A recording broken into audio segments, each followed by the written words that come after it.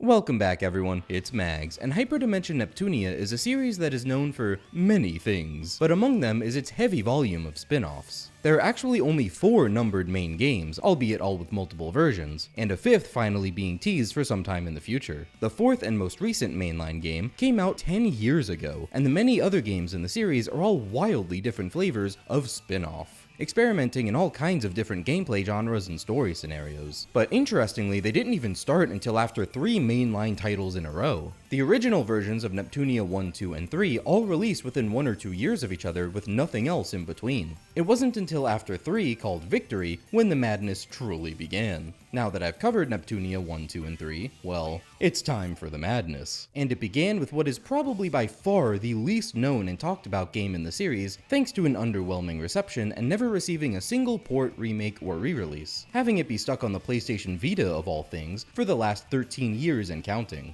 Seriously, the only other games in the series that didn't get releases on modern platforms are the original versions of the first 3 mainlines, but at least that's probably because they remade them shortly after, and so they just re-released those instead. If you're interested in the differences between versions, by the way, I've made videos about them. Anyway, this video is about the very first spin-off, released for the Vita in 2013, and like most spin-offs in the series, it is unlike anything that came before or after. For one, it's an idol-raising sim, far from the turn-based RPG affair of all the games immediately prior. It's also the last game to be published by NIS America, so after this, it's bye-bye to NISA, you will be missed. This is Hyperdimension Neptunia, producing perfection.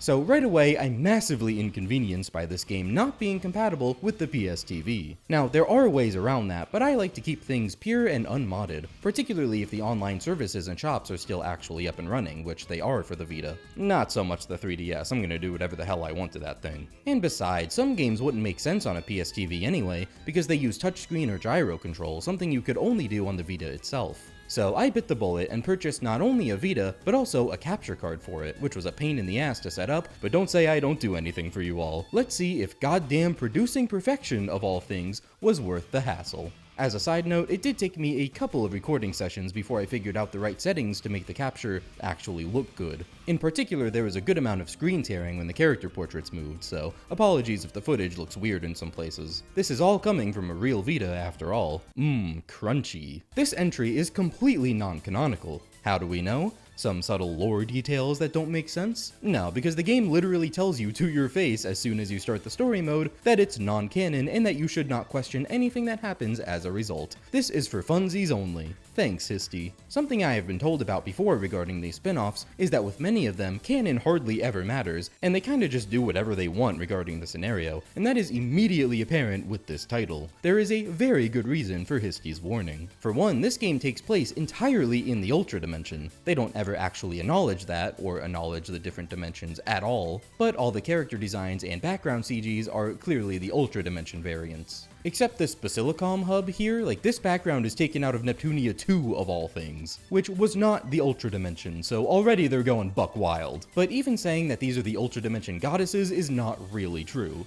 See, in mainline canon, Plutia is the CPU of Pleneptune in the Ultra Dimension instead of Neptune. She is the only one that's different from the original Hyperdimension, but Plutia just kinda doesn't exist in this game. They treat Neptune as Pleneptune's sole CPU instead. This should make zero logical sense, but hey, they clearly just wanted to feature the 4 main goddesses for the marketing. It's gotta have Neptune in it after all. It's the decision to use the Ultra Dimension variants for this that's the funny part. Maybe Neptunia Victory was doing well and they wanted to keep riding that wave. Besides, the way the candidates are treated is even funnier. In mainline lore, they are the sisters of the original Hyperdimension goddesses. It's not weird at all that they're here, it is absolutely possible for them to cross dimensions with the way Neptunia 3 ended. But Producing Perfection treats the Ultra Dimension goddesses as the candidates' real sisters. Like, it's not just that they're hanging out, they have scenes together where they explore their sisterly bonds. And again, this game refuses to acknowledge what a dimension even is. The only character this actually makes sense for is Neptune, since she is from the Hyperdimension and Nepgear is her sister. So Histy was right, all canon is completely out the window immediately. I will stop questioning it now, lest she breaks into my home at 3 AM with a crowbar. Producing Perfection, or PP, now laugh, is not a turn-based RPG like the main games. Producing Perfection is a raising sim. You see, a new idol group emerges in game industry called Mob 48, because it has a whopping 48 members, and they're all mobs. The game shows its colors as a small spin-off right away, because assets are reused and repurposed like crazy, but honestly that adds a lot of charm to it. Like, instead of designing new characters, they just use mobs from the main games, but it's still cool to see them in a different context with all these dialogue icons of their models. And besides, how else were they gonna be able to fit in monsters in a game that has zero combat? This idol group has gotten so popular that they're eclipsing the goddesses themselves and taking all of their shares. Since shares are based on people's beliefs and prayers, people across game industry are literally choosing to follow this idol group over their own goddesses, netting Mob 48 a staggering 90% of total shares and leaving the goddesses with next to nothing. So what do they decide to do? Instead of going to kill them like some kind of savages, they decide they must become idols themselves and out-idol Mob 48. The goddesses decide they need an actual professional producer if they want to take this seriously. Someone who really knows how to train them to be the best idols in all of game industry. So obviously they can just use their HDD power to summon the best producer in the entire multiverse to their dimension. Yeah, obviously. Because that's something they can do now, apparently? That completely breaks the entire plot of Victory if they could just do that the entire time. I'm sorry, Histy. So who's the lucky producer that gets summoned as a result of this ass pull? Holy fish paste! It's a guy!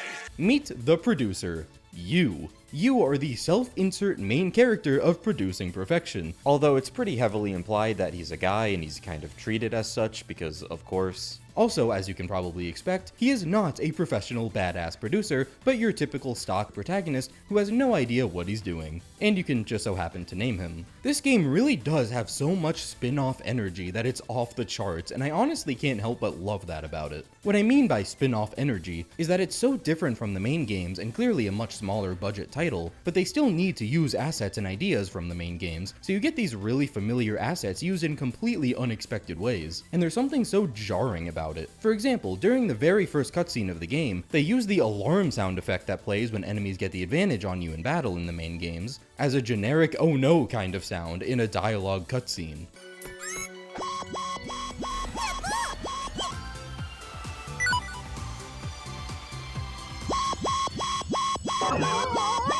It's like whiplash. The music choice is equally as insane. The one that caught me the most off guard is that there's a song from Neptunia 3 that only ever plays one time in that entire game, during the Eggplant R4 fight from a side event required for the true ending. It's a remix of the generic comedy theme that plays in cutscenes on the original Neptunia 1 on PS3. Banger song, by the way. I was grinning ear to ear when I first heard the remix in Neptunia 3, because this has got to be one of the only times the original game's music has been referenced. That remix version is used as this game's generic goofy theme in cutscenes.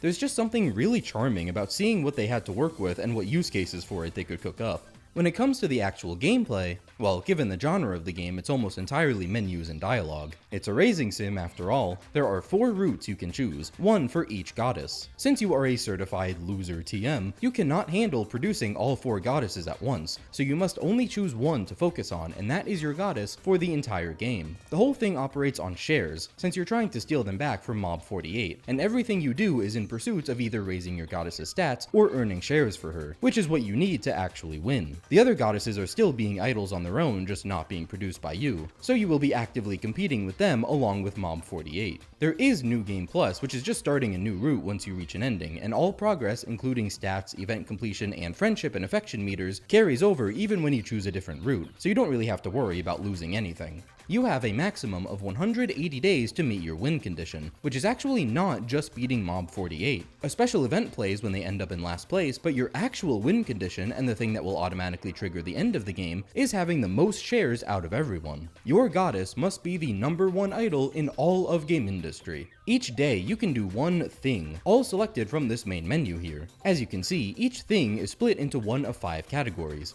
Work, lessons, and relax are the main ones that contain a multitude of things to do. Your 2 other options are moving to a different nation and putting on concerts. These also take one whole day to do. You start in your home nation, but you can move to any other nation you want, and it does matter which nation you're in. See, Producing Perfection operates on a very specific share system that we have only ever seen one other time so far. That's right, baby, world shares are back. This is a concept from Mark II, and it even uses the same UI visuals as Mark II, which is awesome. Love seeing these familiar pie charts come back. Although I can't help but notice, this is now the third different color that Blonde has been assigned to in Neptunia. She used to be white in the original and 2, but her Ultra Dimension design has more red in it, so they made her color red in Neptunia 3, and now she's yellow for some reason. Just a strange thing I noticed. Usually they're consistent, but Blonde is going crazy here. Effectively, shares are a percentage of how many people worship you. So when one party's shares go up, it comes out of another party's shares and theirs go down. World shares adds another layer to this. So instead of there just being one shares pool across the board, each nation has its own shares pool, divvied up between the 4 goddesses and Mob 48. So world shares is like the ultimate shares distribution. It is the ratio of everyone's shares in total across the 4 nations. This is important because whenever you earn shares, you automatically earn them specifically in whatever nation you're in. So if you want more shares in Pleneptune,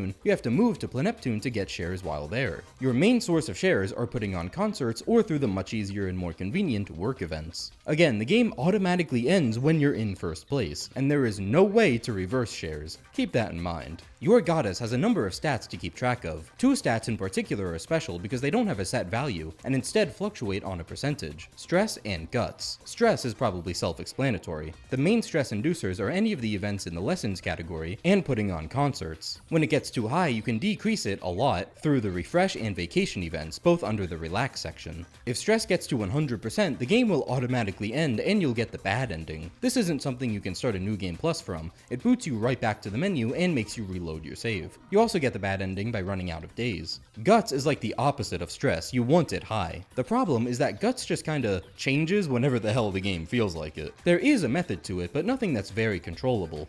Guts mainly increases through work events by like 5% increments, so it's pretty slow. But there are a ton of little scripted events that can crop up whenever certain conditions are met, such as when you pass certain stat thresholds, stress your goddess out too much, or whatever else, that can plummet guts back down all of a sudden, so it can be very annoying. Both stress and guts are also highly subject to weekly and monthly song rankings. Once every 7 days and 30 days, the game will display the top 30 songs trending in game industry. These are all random, and you can see the producer and idol group involved in each one, so there are a lot of little references to characters in other games, which is really neat. Your goddess's song has a chance to be in these rankings, but it's pseudo-random. It kind of depends on how well you've been doing in concerts and how many shares you have compared to the other goddesses, but it doesn't really mean anything. The important thing is that depending on your spot, you'll get a variety of unique dialogue where your goddess reacts to it, and a lot of them have a wild effect on guts and stress, increasing or decreasing them. So the point is, you are at the mercy of the game when it comes to guts especially. The actual main stats that you're aiming to raise throughout the game, besides shares themselves, are trust, vocals, rhythm, expression, and knowledge. If you're wondering what these actually do,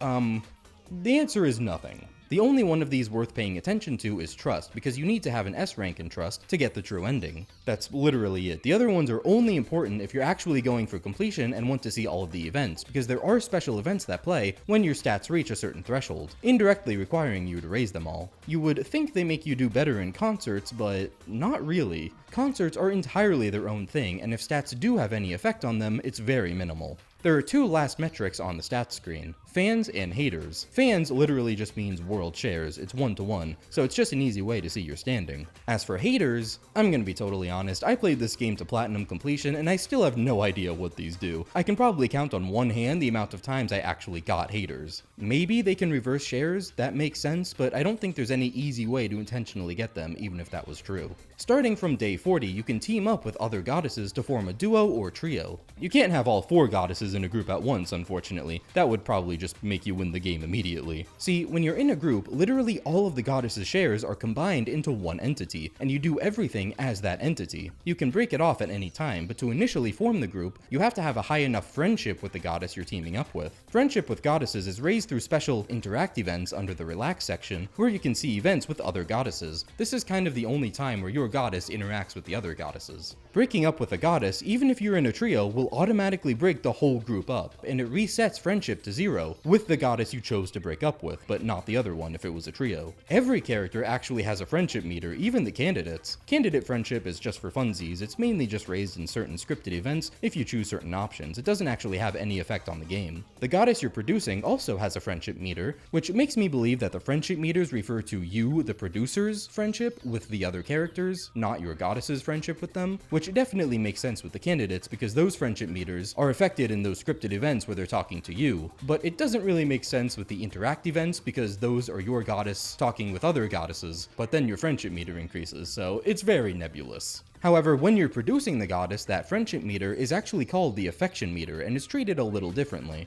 Hilariously, since friendship and affection carries over to New Game Plus, you can start a playthrough producing a goddess you previously had max friendship with before, so the affection meter starts at full, and you instantly pop the trophies for maxing out affection. You can see how much friendship you have next to the dialogue boxes of every character when they speak, which is this heart gauge, which is really cute. Unfortunately, that is the only way. You can't check your friendship with anyone on demand in the stat screen or anything, which is wildly inconvenient. So if you want to see if you have enough friendship with another goddess to team up with them, you kind of just have to save and do an interact event so that their dialogue box comes up and then you can see the meter. And if you already do, then, just reload your save and go and team up with them. Or just try to team up with them anyway and see if it works. Oh, and the game can still end if your group has the most shares too. You don't have to be solo, so it's massive cheese if you just want the game to end. Once enough time has passed and your goddess has enough guts, you can put on a concert. Concerts are the real main attraction in a game like this, obviously. Or so you would think. Before a concert, you can choose from all the costumes and accessories you've unlocked to deck out your goddess. This is one of the best parts of the game. There's something really satisfying, especially coming off the main games, about suddenly having completely free reign over your goddess's costumes and just screwing around with them at will. I wish there were more outfits than there are, but that feeling could also just be chalked up to the fact that every goddess's outfit selection is the same, so it just gets old when you're doing every route. Also, I have to mention, speaking of the outfits, you know that really cute outfit Neptune is wearing in the box art and all the promo art for this game? I was very much under the impression that was like her idol outfit and it would be in the game.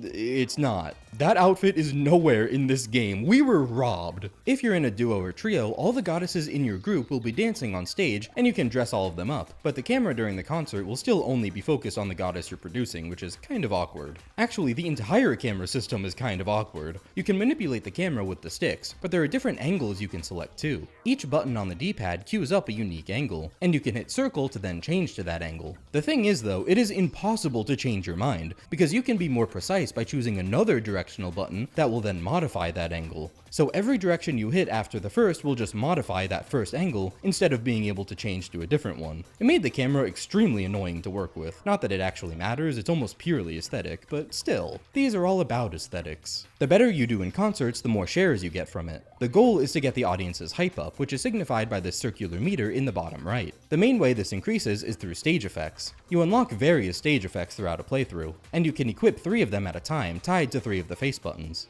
They all have different audience hype effects and cooldown times. Your only actual agency here is these stage effects. Triggering them at the right time makes the hype gauge go up. The right time is literally just whenever the audience is singing along. They don't do anything otherwise. So as soon as you hear the audience start to sing or cheer, just spam all your stage effects and you'll just kind of win that way. The hype gauge also slowly goes up when you're moving your camera, so it should always be on the move. And it also goes up a little bit the first time you switch to each of the 4 main angles. And that's it. That's the entirety of concerts. Spam stage effects and watch your silly goddesses dance in their silly costumes. There are 5 songs in the game that you can sing in concerts, 1 dedicated to each goddess, and then 1 unique one that plays during the final concert you perform in the game, after you've hit number 1 in shares. During any one playthrough, you start off with your goddess's dedicated song, and slowly unlock the other ones throughout the run. If your goddess is performing her dedicated song solo, not in a group, you can perform in HDD mode, which makes the hype gauge go up much faster. All these songs are brand new to the game, by the way, which I really appreciate, and they're all really good vocal tracks. So you may have noticed how many things I've said are meaningless and don't affect anything.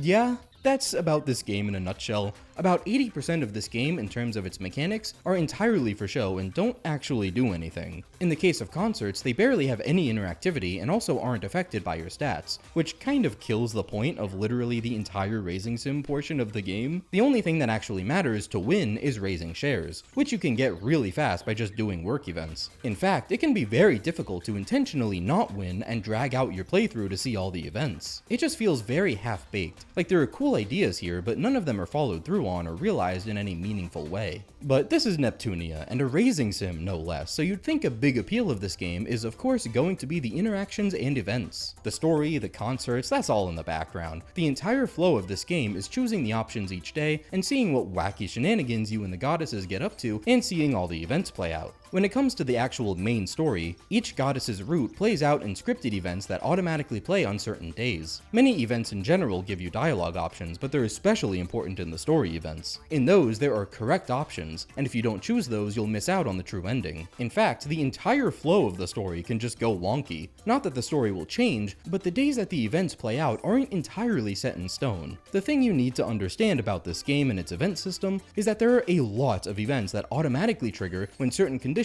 are reached, and many of them just take up an entire day. So sometimes those take precedence over the story event, and in that case the story event will just play on a later day instead. But what's even weirder is that the worse you do in terms of choosing correct dialogue options, the more out of sync the story gets compared to how and when it's supposed to play out. Story events will be massively delayed or even start playing out of order. If that starts happening, you know for sure you're not getting the true ending. The final story scenes are around days 60 to 61. Those aren't what trigger the end of the game, that just kind of wraps up the complete arc, and then you can end the game afterwards by getting number 1 in shares, which does mean you have to delay that until at least day 61. As long as you choose the correct dialogue options, all the events will play properly around when they're supposed to. Other requirements for the true ending though, besides seeing all of those events, is having your trust with the goddess at S rank and having max affection with your goddess. As long as you've done those 3 things, you will get the true ending after reaching number 1 in shares. The only other ending besides a straight up bad ending, which is really just a game over, is the good ending.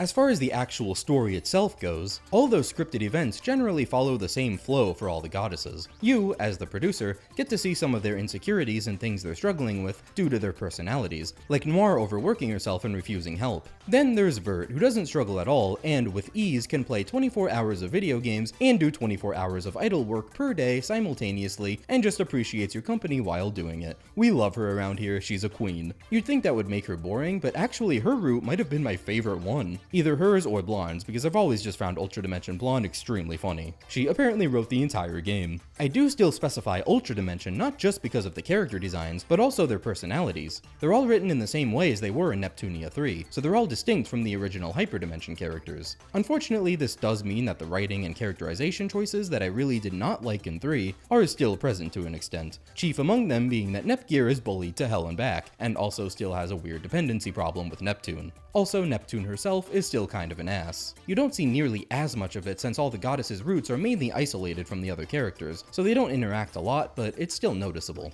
The events overall are pretty cute. There are a lot of them to discover between all the different menus and miscellaneous ones that play automatically under specific circumstances. They're all super short. Each thing you do in a day is like a 10-second scene, so you progress quickly. But that's kind of it. It's just cute. It's good for one playthrough just to see what's what, but once you've seen one route, you've basically seen them all. I do want to point out though, the publicity events under the work section has all of its events on Nep Station, a gag news channel which first appeared in Neptunia 3, which was great to see come back. But they also made unique versions of it for the other goddesses. Vert, for example, has Vert Station, which is incredible. I love it. Amazing gag. Each selection from the menu has a certain number of unique events in it that you can see. After you've seen them all, a generic text blurb will appear every time you select it afterwards. This isn't necessarily an end-all be-all though, because some will only appear after fulfilling a very specific requirement. Like some selections under the work section will only show up after performing 3 concerts in your home country solo, for some reason. At least according to this guide on PlayStationTrophies.com, and I was able to observe this myself. In fact, I found that the tutorial concert doesn't actually count. It's 3 solo concerts concerts after that. That caused me a little bit of confusion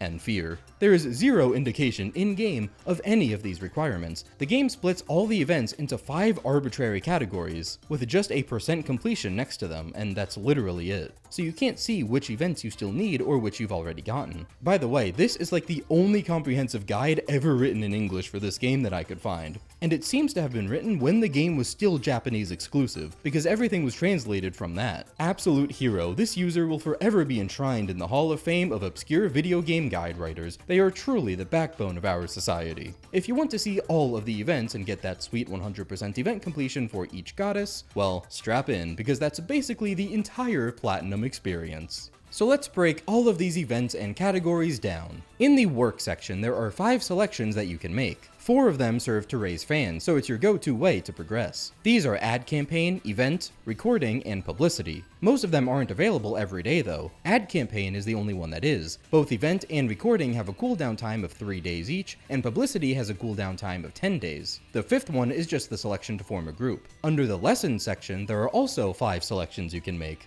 and they mainly serve to raise your 5 main stats. All of them are available every day except for study, which raises all stats significantly but has a cooldown time of 7 days. The other ones are vocal training, dance, practice, and rehearsal. Then under the relax section, there are 4 selections. All are available every day, but nice vacation takes 3 days of your time to do. This one completely erases all your stress. Refresh also decreases stress by a little bit and only takes 1 day. Interact is where you can see events with the other goddesses to raise friendship with them, and finally Heart has some events dedicated to raising your affection with the goddess. These are just the selections you can make from the menu. There are many more random ones scattered around. How the game actually tracks all of the events and whether you've seen them is through 5 arbitrary categories: key events, activity events, SP events, day off events, and love events. The categories with by far the most events are activity events and day off events. Activity events is mostly made up of all the events you can see in the work and lesson sections, and day off events are normally specifically from the refresh and interaction events under the relax section. All of these selections combined adds up to a lot of unique events. For example, ad campaign in the work section usually has about 14 events to see. The love event category has the fewest. It's mostly made up of heart events and nice vacation events. The key events category is mostly just the story related events, so you'll see those automatically by getting both the true and good endings for a goddess. And finally, the SP event category is generally all the other miscellaneous events, which can be anything from events that play when your goddess gets too stressed, events for having high stats, events for moving to a new nation for the first time, events for teaming up with the other goddesses, and subsequently breaking up with them, and everything in between. This is far from concrete though, because all of these categories have loads of asterisks and exceptions. Like, for some reason, there are some events under ad campaign and refresh that count as love events instead of activity or day off events. Some scripted story events count as activity or SP events instead of key events. And there are a healthy amount of events that only show up in specific circumstances. For example, there are 2 interact events per other goddess that hinge on your share count, one for when you're behind them, and one for when you're over 20% in world shares. So to see all the events, you need to make sure you don't get shares quickly, so you can see the interact events that require you to be low, and then go back later when you're high and see the other ones. There are also some special events that play the first time you perform a concert in the other nations for the first time, so you need to make sure you move to and perform in all nations. But don't you dare actually do any good in any of those concerts, because the instant you gain an iota of a share in a nation that isn't your own, your playthrough is basically ruined. Let me explain. Remember how I said it can be very difficult to not win and prolong a playthrough? You're going to want to do that to keep seeing events. Here's the kicker. Throughout the game, the other goddesses that are acting independently slowly gain more and more world shares. So if you get shares too quickly, well, you'll get ahead of them quickly and win the game. So let's say you don't. Keep letting them get shares and they'll hit a cap. This is because they will never gain shares in a nation that isn't their own. Since there are 4 nations, that means the most any of them will ever have is 25% of world shares. And they do indeed reach that number and stay there after a certain point. So if you stay in your own nation and never gain shares anywhere else, you too will only get to 25%, and won't be ranked first if you got there after the other goddesses. That was my experience at least. It was terrifying, but I normally stayed under first. With everyone at 25% world shares, this means that any shares you obtain in another nation will automatically put you over the other goddesses. And again, there's no way to reverse shares. So if you've gotten any shares in any other nation at any point, your run can be completely and totally soft soft locked into winning, since you won't be able to view any new events that get you fans, because then you'll automatically get too many fans and your run will automatically end, requiring you to start an entire New Game Plus to see more events. While New Game Plus keeps your event completion rates, it does reset all the events themselves so you get repeats, which can make things messy and even more difficult to keep track of, not to mention taking you longer to do. If you literally do nothing during a concert, you won't gain any shares. Kind of hilarious that to see all the content in the game, you have to, not play the main attraction of the game. There's also one unique dance event that's different depending on the group of goddesses you have, and they all count as activity events. So you need to group with every single possible configuration, of which there are 6, see the dance event for each, and then make sure you break up with specifically each of the 3 other goddesses at least one time, because those count as separate events too. Keep in mind that that resets friendship with the goddess, so you have to raise it back up through repeated interactions just to group up with them again. Oh, and sometimes a goddess will force themselves to group up with you soon after you unlock that function if you haven't done so yet. The breakup event will not play if they forced it. You have to have been the one to initiate the group in the first place for the breakup event to play. So you have to do all these convoluted things to get all these events while also managing your shares count. There is so much to keep track of that it's comical. I must once again recognize user Apple Kratue, I hope I pronounced that correctly, as this nation's finest and bravest soldier. Oh, and you have to do all of this 4 separate times because you need 100% event completion with each of the 4 goddesses, which means a minimum of 8 separate playthroughs because you have to get the good and true endings for every goddess on the same save file because they both contribute to key event completion. That's basically the entire Platinum Trophy experience. Almost every other trophy is either trivial or comes as a direct result of seeing all the events and getting all the endings. There are trophies for every ending, including the bad ending, getting all the costumes and accessories, which you'll have if you did full event completion, etc, etc. As for more miscellaneous ones, there's one for performing 50 concerts, which sounds extremely annoying, but I didn't have to grind for that nearly as much as I thought I would. I don't know, I guess you just do a lot of concerts between all those playthroughs. There's one for getting the top spot in the weekly or monthly song rankings, which is heavily RNG dependent, but you're more likely to get it if you've been doing good in concerts and have high share count. We're not done yet though, because there are some extra modes I haven't covered. When you start the game, you can actually choose between a bunch of different modes. Producer mode is the actual story mode and the bulk of the game, and is everything I've talked about so far. But then there's viewer mode, which is exactly as it sounds. Also, because this is the Vita, they made this sideways so the characters fit better on the screen, and it's easy to just turn your Vita sideways. So recording this mode is a bit awkward, but don't worry about it. Viewer mode just lets you play around with all the characters and look at them with a bunch of different customizations. You can dress them up in all the outfits you've unlocked, you can set different backgrounds, and you can even set alarms for some reason. As an aside, there's a mobile app that Idea Factory released in 2017 called Neptunia and Friends, where you can basically do all the same stuff. Like, I think viewer mode from Producing Perfection was the original idea, and they seem to just rip that and make an entire standalone app. You can set the alarms and everything. It has more bells and whistles to it, but nearly everything is locked behind paywalls. And I'm also pretty sure they stopped updating this thing globally and only work on the Japanese version now. There's this really angry review about it that I find very funny, but it's still downloadable. Hello, adding this in while editing. Apparently Neptunia and Friends got pulled from the App Store literally just a few months ago and is in fact no longer available. Which also means since its page is no longer available in the App Store, I cannot show you said angry review. The speculation I've read is that they hadn't updated it in so long that it just stopped being compatible with modern iPhones. So, RIP Neptunia and Friends outside of Japan. You will be missed. There's a trophy for unlocking all the characters here, and again, you'll have them all from event completion, but a weird caveat to popping it is that you have to actually select every single character here to trigger it. Then there's unlimited concert mode. This is also basically what it sounds like. You have free reign to put on whatever concerts and whatever silly outfits with whatever silly dancers you like. You can still only have 3 characters on the floor at once, but you can use anyone you've unlocked in viewer mode, so this includes not just the goddesses in their HDD forms, but also the candidates in IF and Compa. IF and Compa still don't have any alternate outfits, which is consistent with the main games, but still very unfortunate. You can choose which goddess's vocals sing the song, and you can also put a variety of decorations on the stage. You can decorate the area behind the characters dancing with a bunch of random shit, ranging from normal objects like speakers and lights, to enemy mobs, to named villains like the CFW gang and Pirachu. Like, you can just put 6 Pirachus back there for the hell of it. You can also put an entire warship, because why not? I had fun for like 10 minutes just decorating the stage and doing concerts before getting bored, but it's a neat feature. There is one last reward waiting for you in the main story in producer mode once you've gotten all the goddess's true endings. There is, in fact, a 5th route you can take. It's a selection that shows up at the very beginning of the story, shortly after you choose which goddess to produce. It's not an entirely new route, it's just one long continuous scene that leads to a unique ending. It's a pretty cool reward. I'm not going to spoil what it is, but you can probably guess the nature of it. Overall, Producing Perfection has some really cool ideas. I like the premise and it definitely has a lot of charm, but they didn't capitalize on it nearly enough. This doesn't play or function like a real racing sim or idle sim. The mechanics of the game, like raising stats, are irrelevant, and concerts don't justify themselves given how little interaction there is and the complete lack of functionality they actually serve towards progression. The enjoyment of this game is mostly from its cute nature in watching events, the latter of which unfortunately gets old quickly. It's nice for one playthrough, but the events themselves aren't interesting enough to warrant me being excited to do it all again for other routes. Even 100% completion aside, it's just a very bare bones game in general, and that's really unfortunate. Still, I appreciate its existence, and there's still some intrinsic fun to be had with the whole concept of dressing up characters and watching them dance around. I can see why this game is mostly not cared for very much, but if you ever have the means and can find it for cheap, I think it's an interesting thing to at least check out. I mean, it's more Neptunia, you can never go wrong with that. If you want to see me cover more Nep, I'm going through all the games in order. Next on the Neptunia docket is Hyper Devotion Noir, Neptunia's crack at a strategy RPG. So be sure to like, comment, subscribe, all that good YouTube stuff. I've been Mags, and I'll see you in the next one. Peace.